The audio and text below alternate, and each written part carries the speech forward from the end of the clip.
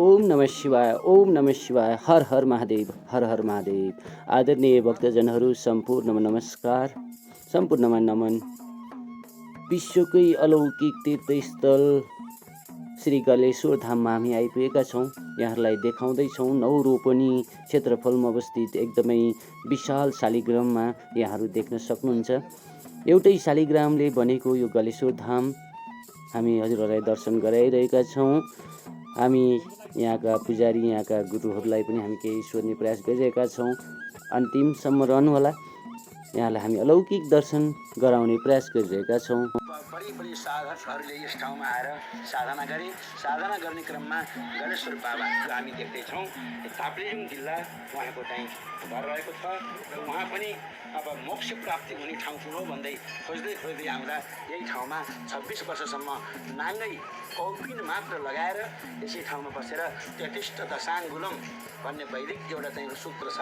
त्यस्तै उहाँ पनि त्यो नाङ्गै त्यही मुद्रामा चाहिँ काली गण्डकी सर त्यो साधना अष्टसिद्धिको साधना प्राप्त भएको हुँदा यही ठाउँमा 26 वर्ष बसेर गलेश्वर भगवानबाट सिद्धि प्राप्त गरेर आफ्नो नाम नै गलेश्वर बाबा राखेर काली गण्डकी यही मुद्रामा सबै तह दिनुहुन्थ्यो। यस कारणले उहाँको पनि हामीहरूले यहाँ शालिग राखिएको छ।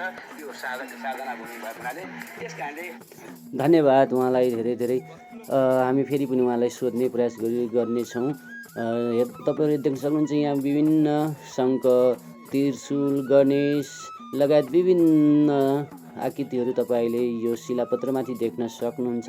र यहाँको एकदमै अर्को अनौठो कुरो भनेको यस विशाल शालिग्राममाथि कहिले पनि नसुक्ने एउटा कुण्ड पनि हामीले देख्न पाउनेछौँ यहाँ। र यहाँ विभिन्न मन्दिरहरू पनि दर्शन गर्न पाउनुहुनेछ। कृष्ण र कालीगण्डकी नदीको तटमा अवस्थित विशाल शिवलिङ्गको आकारको मानव शिवलिङ्ग नै जस्तो देखिने यो विशाल शालिग्राम यहाँ दर्शन गर्दै हुनुहुन्छ।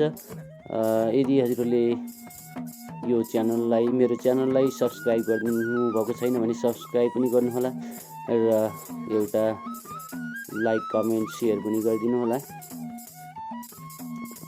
अर्पण गर्ने अनि आएर यहाँनिर नरिवल चाहिँ फुटाउने परम्परा, यहाँनिर नरिवल हामी फुटाउँछौँ। यसै गरी अब हामी एउटा अपूर्व जलकुण्डनिर हामी आइरहेका छौँ जसको नाम हो ब्रह्म जलकुण्ड। यहाँ यो जलकुण्ड यो 2026 गङ्गा बगेका हुन् भन्ने खाल्डाहरूले पनि हामीलाई जनाइरहेका छन्। कुनै बेला काली गण्डकी र रघु गङ्गा यही माथि केही पत्थरमाथिबाट प्रवाहित भएका थिए र यो गलेश्वरको जुन भगवान् सतीदेवीको गला पतन भएको मुख्य जुन गलेश्वर हो, त्यहाँको जुन गला हो, मुक्तिनाथको अलि उतापट्टि ज्वालामुखी छ, त्यो सतीदेवीको आँखको तेज खसेर ज्वालामाई भनिन्छ। यहाँ आएपछि यो गलेश्वर त गला हो, गलाले नै यो सारा ब्रह्माण्डलाई धारणा गरेको आँखा, कान, नाक जुन संवेदनशील मुख्य पदार्थ हुन् त्यसलाई गलाले अडाएको हुन्छ। त्यस कारण मुक्तिनाथ भनेको एउटा मुख हो र यो भनेको एउटा गला हो। गला नभएपछि केही पनि रहँदैन। त्यस कारण गला मात्रै नभएर यो शिवलिङ्ग, यो पत्थर नै एउटा नौरोपनीको शिला नै शिवलिङ्ग हो र शिवलिङ्गको शिरो भाग नै गलेश्वरको जुन गला जुन मूल मन्दिरमा अवस्थित छन्, त्यो स्वयं प्रकट व्यक्तिहरूले निर्माण गरेर बनाएका वस्तु र स्वयं प्रकटमा धेरै फरक पर्छ। यो धाम हो, सबै तीर्थ धाम हुँदैनन्, सबै धाम तीर्थ हुँदैनन् भन्दा पनि महान महिमा हुन्छ। धाम भनेको यद्यपि ईश्वर व्यापक छ, नभएको ठाउँै छैन, पातमा छ तापनि यहाँ नित्य परमात्माको निवास हुने हुनाले यसलाई धाम भनिन्छ। र यो अब हामी त्यो गङ्गाजीको प्रवाहित गरेको ठाउँ हेर्छौँ र पुलस्त्य पुल ऋषिहरू तपस्या गरेको यिनै जङ्गलमा तपस्या गरे। राजा भरत तेस्रो जन्ममा जड भरत भएर यही ठाउँमा कालन्जर पर्वत जङ्गलहरूमा बसेर पहिलो जन्ममा राजा भरत, दोस्रो जन्ममा मृग, किनभने अन्त्य यामती सागती अन्त्यकालमा जस्तो विचार आयो त्यही भएर संसारमा फेरि आउनुपर्छ भन्ने हाम्रो हिन्दू दर्शनले बताइरहेको हुन्छ। यसले राजा भरत त्यत्रो भारतको राज्यलाई अजनाब वर्षलाई भारतवर्ष नामाकरण गरेर अनि उनले आफ्ना गुरुलाई सोधेका थिए राजा भरतले कि मोक्ष प्राप्त गर्नको लागि ज्ञान र गुरुको मात्रै आवश्यकता आवश्यकता पर्छ कि माटाको पनि आवश्यकता पर्छ भनेर राजा भरतले भारतवर्षी राजा भरतले आफ्ना गुरुलाई प्रश्न गर्दा गुरुले भन्छन् कि हे साधक हे राजन मोक्ष प्राप्त गर्नको लागि माटाको पनि आवश्यक सहयोग चाहिन्छ आवश्यकता पर्छ माटो पनि कस्तो हो भन्ने कुरा जान्नु पहिचान गर्नुपर्छ जुन सम्पूर्ण भक्तजनलाई फेरि पनि हाम्रो यस युट्युब च्यानललाई सब्सक्राइब गरिदिनु हुन अनुरोध गर्न चाहन्छु किनकि यस्तै धार्मिक तथा आध्यात्मिक भिडियोहरू म लिएर आइरहेको हुनेछु।